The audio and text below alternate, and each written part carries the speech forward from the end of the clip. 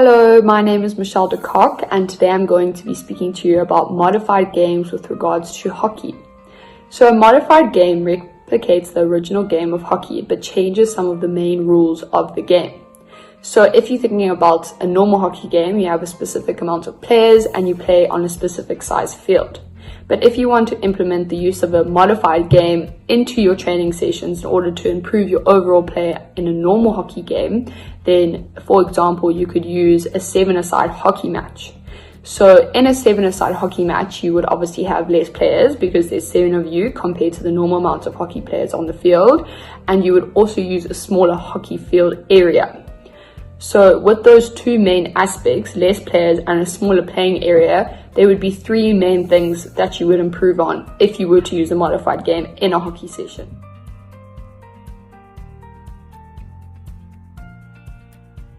So the first one would be and the main thing would be you would improve and increase your intensity of your game. This is obviously due to the fact that your field is smaller and you're using less players. So this forces the players to play at a higher speed because there's less of them. So the ball's obviously going to be traveling between the players at a faster rate. And the field is smaller, so there is to run and utilize their skill set. The second one that you focus on when using a modified game is the main focus is to focus on your personal skill set as a hockey player. So if you think about hockey, there's so many different skills that you can utilize to improve your personal game in a hockey game.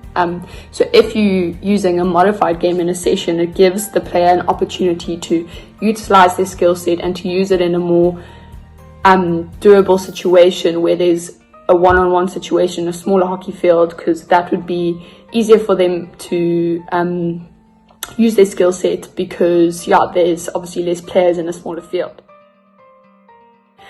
And then the third one would be improving communication. So if there's a smaller field with less players, the players are going to be forced to communicate with each other.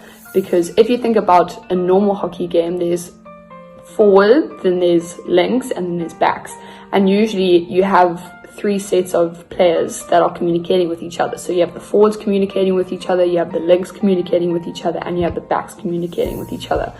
Obviously, you have to take that in mind that that's not the only communication happening in a normal hockey game, because of course your whole team's communicating, and in some situations your backs will be communicating with your goalie, and your goalie is going to be communicating with your forwards, or your forwards are going to be communicating with your backs. So there's a range of different networks of communication, but the main ones are going to be the groups of forwards, links, and backs. So if you compare the communication in a normal hockey game to the communication in a modified game, you're going to see a huge improvement, because if there's only 7 aside, it's a small area and every single player is going to have to communicate with every single player. So this leads to an overall improvement in communication, which then can be implemented in the normal game of hockey. If you're going to be using an implemented and modified game session, then you are going to take the improved skills of intensity increase, focusing on your skills improvements, and focusing on communication, and you can take those 3 aspects into the main game.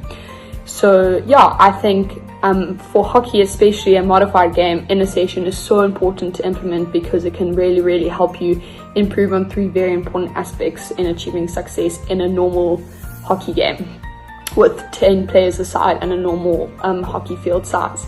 So the use of modified games is very important when achieving success in a hockey game. Thank you.